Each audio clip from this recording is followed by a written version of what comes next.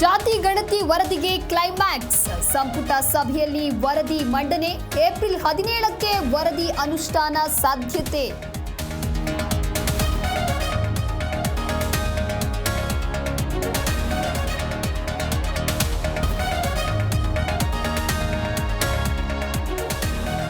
ಸಂಪುಟದಲ್ಲಿ ಜಾತಿ ಗಣತಿ ವರದಿ ಮಂಡನೆಯಾಗಿದೆ.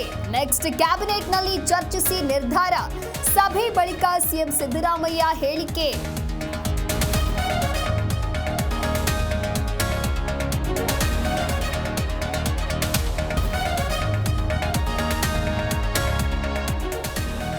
ಜಾತಿ ಗಣತಿ ವರದಿಗೆ ಕೇಸರಿ ಬ್ರಿಗೇಡ್ ಕೆಂಡ.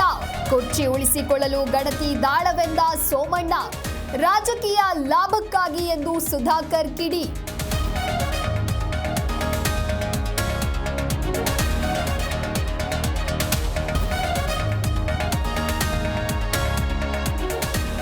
ಕಾಂಗ್ರೆಸ್ನಲ್ಲಿ ನಿಲ್ಲದ ಎರಡನೇ ಏರ್ಪೋರ್ಟ್ ಜಟಾಪಟಿ.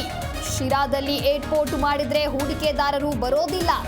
ಎಂಬಿ ಪಾಟೀಲ್ ಹೇಳಿಕೆಗೆ ಟಿಬಿ ಜಯಚಂದ್ರ ಕೆಂಡ.